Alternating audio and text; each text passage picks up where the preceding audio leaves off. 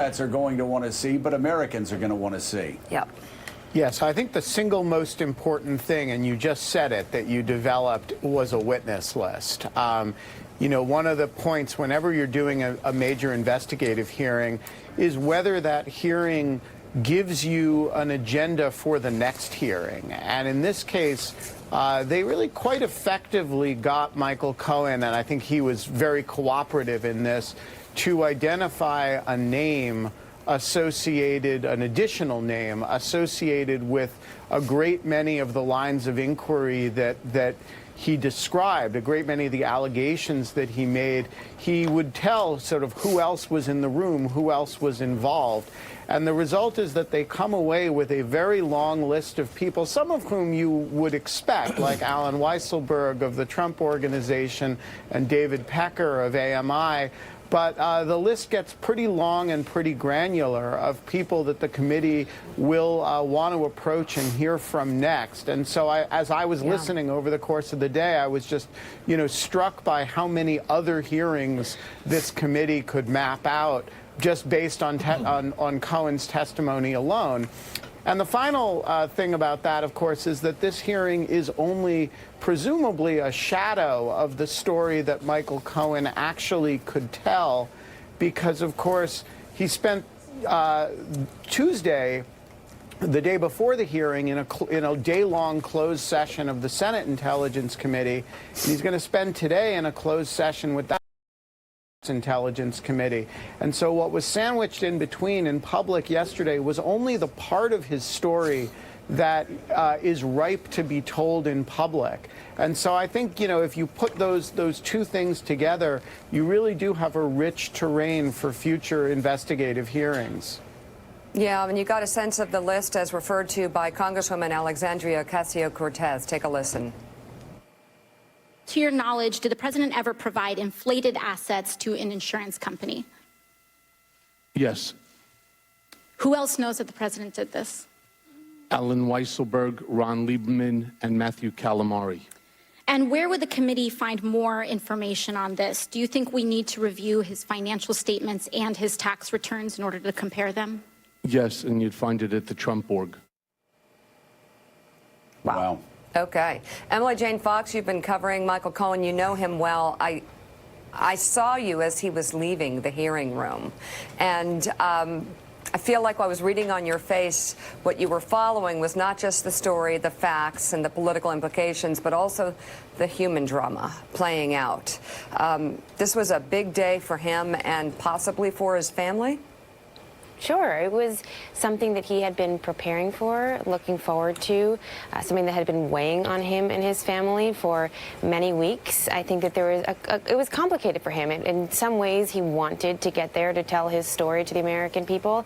And in some ways, he knew he was going to be facing hours and hours and hours of people questioning his credibility and bringing up things that were sensitive to his family. So there was the human side of it. But what was remarkable to me, as someone who has covered him for more than a year and a half now, is seeing the turn. When I first sat down with him for an interview, he told me he would take a bullet for the president, and yesterday he seemed to be the one firing a little bit, and it was just a stunning And there were several things that really stuck out to me that I thought were legally consequential, politically consequential, and personally consequential. Seeing the checks presented on slides in that room where the president had signed a check from the Oval Office, or at least while he was in office, seeing a check with Donald Trump Jr.'s name on it, having the actual documented evidence in front of you was sort of spectacular to see. It's Russian collusion, Trump Tower Moscow meeting. These are things that are a little bit nebulous, but it's not really hard to connect the dots between signature on a check and a payment that is potentially illegal. And so those were really moving moments. And I also thought that one moment that stuck out to me was that Cohen is continuing to actively participate in a number of ongoing investigations in the Southern District of New York. That had to strike fear in the hearts of the Trump administration, the Trump organization, and the Trump family. Yeah, and Willie, it was stunning to me. I mean, he presented himself fairly humbly. John Heilman did a great description of sort of this guy that everybody saw, Michael Cohen, presenting himself to the world. And Republicans, some of them leering at him for going to jail, making fun of him, poking at him, bullying him. It just fell flat.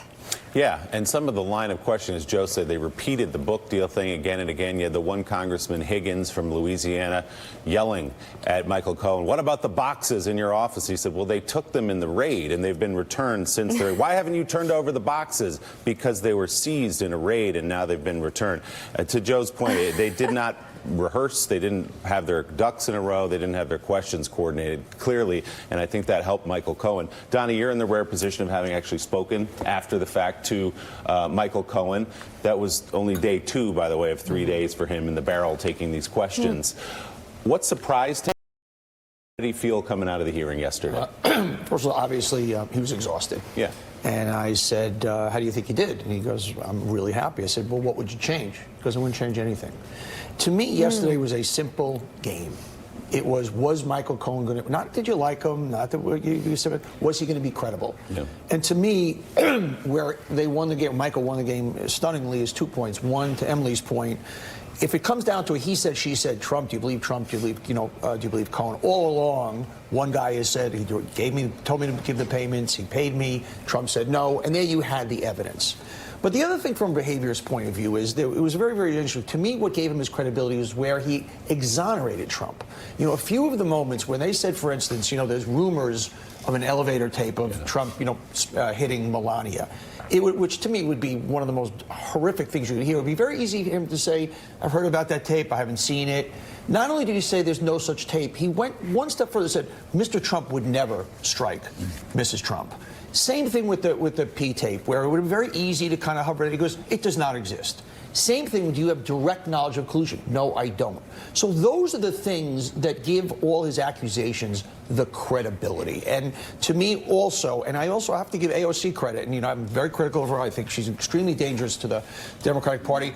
I think she really had a mission, and she knows this ends up in the SDNY, and her line of questioning about taxes, about inflation of assets, about insurance fraud, is the one that's going to obviously invite more witnesses in. This was the opening act, and Joe, I've said this ad nauseum.